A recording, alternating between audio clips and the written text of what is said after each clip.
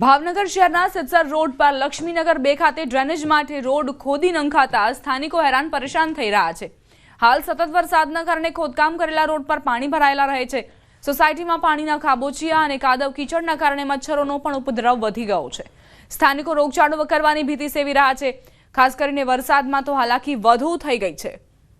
બાળકો અને વૃદ્ધોને અવરજવરમાં પણ તકલીફ પડે છે। अनेक रजूआतों छतां कोर्पोरेशन द्वारा कोई कार्यवाही न कराता स्थानिको रोषे भराया અને આગામી ચૂંટણીમાં મતદાન બહિષ્કારની ચીમકી ઉચ્ચારી।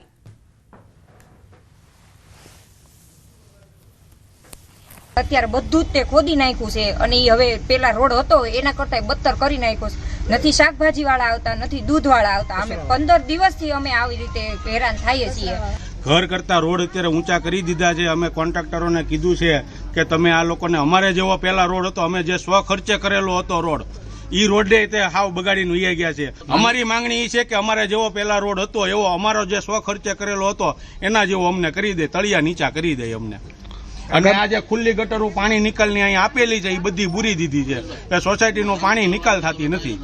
રોડ ખરાબ છે એને કારણે હું જતી હતી તો પડી ગઈ અને મારા પગની હડ્ડી તૂટી ગઈ છે। 1,20,000 રૂપિયા ઓપરેશનનું લાગ્યું છે। બહાર અહીં ખાડો ભરાણો હતો ને તે નીકળીને ત્યાં લપસીને પડી ગઈ, ત્યાં પગમાં ફ્રેક્ચર આવ્યું છે। દરવાજામાં કોઈ બહાર નીકળાય એવું નથી અને કોઈ કામ કરે એવું નથી। વડોદરાના શિનોરમાં દરિયાપુરા ગામના ગ્રામજનો આજે પણ સ્મશાનની મૂળભૂત સુવિધાથી વંચિત છે। આઝાદીના દાયકાઓ બાદ પણ ગામમાં સ્મશાન ન હોવાથી લોકો ખુલ્લામાં અંતિમ સંસ્કાર કરવા મજબૂર છે। ખાસ કરીને ચોમાસાની ઋતુ દરમિયાન ગ્રામજનોને ભારે હાલાકીનો સામનો કરવો પડે છે। સ્મશાન માટે અનેકવાર તંત્રને રજૂઆત કરાઈ હોવા છતાં વસ્તી ઓછી હોવાનું કહી તંત્ર દ્વારા જમીન ફાળવણીમાં આનાકાની કરાઈ રહી છે। સાથે ગામમાં સફાઈની કામગીરી પણ સમયસર થતી ન હોવાના કારણે ગ્રામજનોમાં ભારે નારાજગી જોવા મળી રહી છે।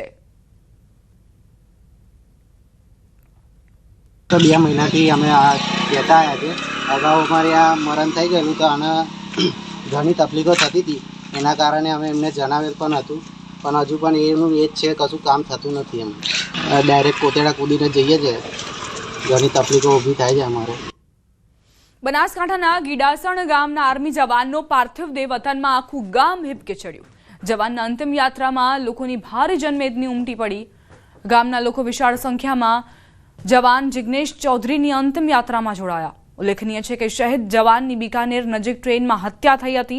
ટ્રેનમાં ચાદર માંગવા જેવી સામાન્ય બાબતમાં કોચ અટેન્ડન્ટે ચાકુના ઘા ઝીંકી હત્યા કરી દીધી। ત્યારે શહીદના પરિવારજનો અને ગ્રામજનોએ હત્યારાને ફાંસીની સજા આપવા સરકાર પાસે માંગ કરી છે। આજના મૂળ વતન ગીડાસણ ખાતે એમના અગ્નિ સંસ્કારનું જે કાર્ય પૂરું કર્યું છે અને સાથે સાથે જવાનની જે ક્રૂર હત્યા કરવામાં આવી છે, દેશના વડાપ્રધાનને અમે માગણી કરીએ છીએ કે સમાજની અંદર જેટલું દુઃખ છે એટલો ને એટલો આક્રોશ છે, તો અમને ઝડપથી અમારા દીકરા વતી અને પરિવાર વતી અમે માંગ કરીએ છીએ સમાજ કે દીકરાને ન્યાય મળે, પરિવારને ન્યાય મળે એવી આશા વ્યક્ત કરીએ છીએ અને અમને સરકાર ઉપર ભરોસો છે। અમારો ભાઈ જીગરભાઈ ચૌધરી 10 વર્ષથી સેનામાં ફરજ બજાવતું હતું અને આ રજાઓમાં ઘરે આવતું હતું અને આવા માનસિક વિકૃત માણસોએ એની રેલવેમાં હત્યા કરી નાખી અને અમે એના માટે ન્યાયની માગણી કરી રહ્યા છીએ દેશના વડાપ્રધાન અને દેશના ગૃહમંત્રી પાસે પણ કે અમને ઝડપથી ન્યાય મળે અને આવા લોકોને ફાંસી ચડાવે અને અમારા ભાઈને ન્યાય અપાવે। અને હું મારા રાજ્યના મુખ્યમંત્રી અને ગૃહમંત્રીને પણ એક વિનંતી કરું છું કે અમને ન્યાય અપાવે। આણંદ જિલ્લાના સોજિત્રા તાલુકાના પીપળાવમાં પાંડવોના સમયનું આશાપુરી માતાજીનું મંદિર આવેલું છે। આ અતિ પૌરાણિક મંદિરમાં દર્શન કરવા ભક્તો આતુર બનતા હોય છે। આસો વદ 11 થી કાર્તિકી પૂર્ણિમા સુધી મોટી સંખ્યામાં માઈ ભક્તો આશાપુરી માતાજીના દર્શન કરવા પહોંચે છે। મંદિર પરિસર આશાપુરી માતાની જયના નાદ સાથે ગુંજી ઉઠે છે। માઈ ભક્તો માતાજીના પ્રસાદ અને ચૂંદડી ચડાવે છે। મંદિર પરિસરમાં માતાજીના યજ્ઞનું પણ આયોજન થાય છે। આશાપુરી માતાનું અતિ પ્રાચીન અને પૌરાણિક સમયનું મંદિર છે અને લોકવાયકા છે કે આ મંદિર પાંડવોના સમયથી અસ્તિત્વમાં છે અને તેથી નવા વર્ષના શુભારંભે લોકો દર્શન કરવા આવે છે અને ઘણા બધા જ્ઞાતિજનોની કુળદેવી બી ગણાય છે અને તો માતાજીના દર્શન આવીને લોકો આશીર્વાદ મેળવે છે અને નવા વર્ષે શુભારંભ કરે છે. આણંદ જિલ્લાના સુજિત્રા તાલુકામાં પીપળા આશાપુરી મંદિર આવેલ છે, જે માતાજીનું પ્રાચીન મંદિર છે, જે પાંડવોના સમયથી છે. આશાપુરી માતા જે અનેક કુળના કુળદેવી છે. માઈ ભક્તો નવા વર્ષના કારણે દર્શન કરવા આવે છે અને માતાજીના આશીર્વાદ લઈ અને શુભ શરૂઆત કરે છે નવા વર્ષની.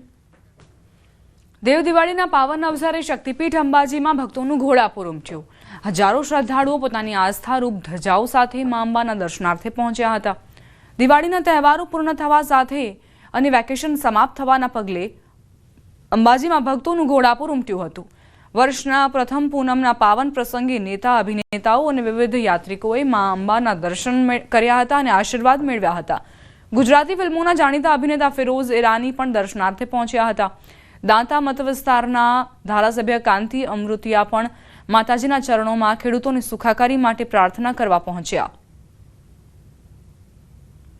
આજે મોટી સંખ્યામાં સવારથી જ માઈ ભક્તો માના દર્શને આવી રહ્યા છે અને મંદિર દ્વારા પણ અલગ જે વિવિધ વ્યવસ્થાઓ છે ભક્તો માટેની તકલીફ ન પડે દર્શન માટે એ માટેની પણ વ્યવસ્થાઓ સુનિશ્ચિત કરવામાં આવી છે. દેવ દિવાળીનો પવિત્ર દિવસ છે એટલે યાત્રિકોની સાથે નેતા, રાજનેતાશ્રીઓ, બીજા વિવિધ મહાનુભાવો, અધિકારીઓ, અભિનેતાઓ વગેરે પણ દર્શને પધારી રહ્યા છે. માતાજી પાસે પ્રાર્થના કરી છે કે આ વિસ્તારની જનતા, બનાસકાંઠા, ગુજરાતને સર્વે જનતાને માતાજી સુખ, શાંતિ અને સમૃદ્ધિ નીવડે એવી માતાજીને પ્રાર્થના કરી છે. તે માતાજીને પ્રાર્થના કરતા આવ્યા છીએ કે આ વિસ્તારની અંદર, ગુજરાતની અંદર જે કુદરતી જે આફત આવે છે એનાથી મુક્ત રાખે એવી માતાજીને પ્રાર્થના કરી. હું માતાજીને એટલી જ પ્રાર્થના કરીશ, સૌથી પહેલાં આપણા સ્ટુડન્ટ્સ, એ લોકો માટે, વિદ્યાર્થીઓ માટે, કે કાલથી એ લોકોનું સ્કૂલ ચાલુ થાય છે, વેકેશન પૂરું થઈ રહ્યું છે એટલે એ લોકો પર માતાજીના આશીર્વાદ આવે. મા સરસ્વતીની બી કૃપા થાય. જે ખેડૂતોનું નુકસાન થયું છે એ ખેડૂતોને માતાજી દયા કરશે અને એ નુકસાન પણ ભરપાઈ થઈ જાય. બસ એ જ હું પ્રાર્થના કરું છું. આ બધાને મારા તરફથી જય અંબે. દિવાળીના મિની વેકેશન દરમિયાન મોટી સંખ્યામાં ભક્તો યાત્રાધામ અંબાજી ખાતે દર્શનાર્થે પહોંચ્યા હતા અને ભક્તોએ મંદિરની દાનપેટીને છલોછલ ભરી દીધી. અંબાજી મંદિરને ₹1.25 કરોડ જેટલી માતબર રકમની રોકડ ભેટ મળવા પામી, જેમાં 1 કરોડની રોકડ ભેટ યાત્રિકોએ છોટા હાથે ભંડારામાં નાખી હતી, જ્યારે ₹25 લાખ જેટલી રકમની કાઉન્ટર ઉપર નોંધણી કરાવી ભેટ અર્પણ કરી હતી. એટલું જ નહીં, આ મિની વેકેશન દરમિયાન અંબાજી મંદિર ટ્રસ્ટને 400 ગ્રામ જેટલું સોનાનું દાન પણ પ્રાપ્ત થયું. ઉપરાંત 50 લાખ ઉપરાંતનું સોનું મંદિર ટ્રસ્ટને ગુપ્ત દાન મળવા પામ્યું. ઉલ્લેખનીય છે કે અંબાજી મંદિર ટ્રસ્ટ દ્વારા પોતાના કર્મચારીઓ થકી ભક્તો દ્વારા ભંડારામાં નાખવામાં આવેલા દાન દક્ષિણાની રોકડ રકમની ગણતરી હાથ ધરાઈ હતી. અને આ ભક્તોએ માના દર્શન કર્યા અને અંબાજી મંદિરના જે ભંડાર છે, જે દાનપેટી છે એને છલકાવી દીધી છે. લગભગ 1.25 કરોડ જેટલું માતબર દાન ભક્તો તરફથી મળ્યું છે. એ પૈકી 1 કરોડ 1 લાખ જેટલું દાન ભંડારામાં ગુપ્તદાન તરીકે દાનપેટી ભંડારામાં નાખવામાં આવેલું છે ભક્તો તરફથી અને 25 લાખ રૂપિયા